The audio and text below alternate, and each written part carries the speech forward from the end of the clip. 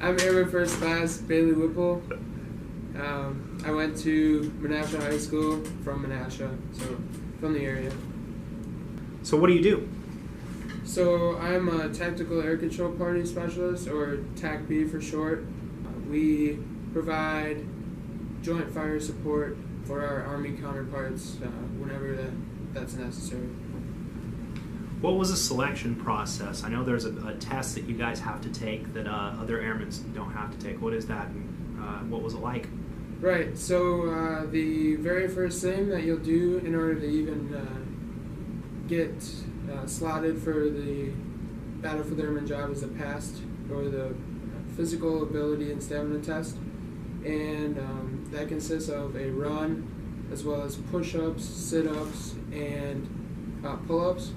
And it can sneak up on you if you're not used to being physically in shape, but it's not super challenging by any means. It's definitely very doable. I think you mentioned, we were talking about this earlier, that you had some kind of water challenge course through your training, though, right? Correct, there is. It's just it's a water confidence thing.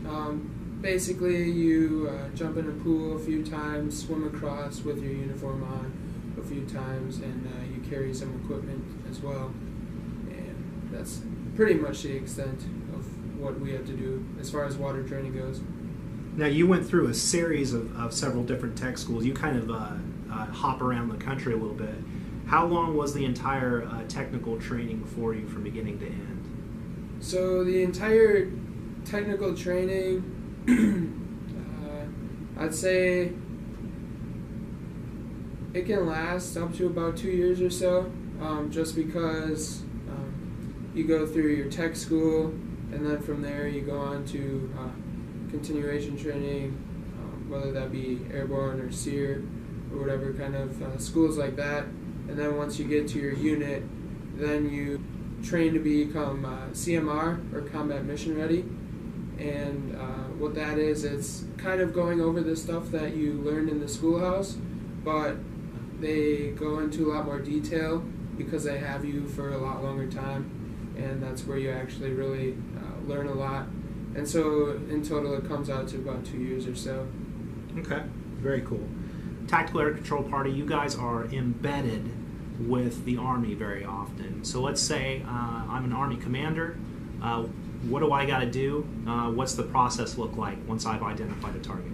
Right, so once you identify the target, then I would get all the correct targeting information and data that I need, and then I would then contact whichever pilots happen to be in contact with me at the time, and then I would provide the targeting information to them, and they would then conduct the strike.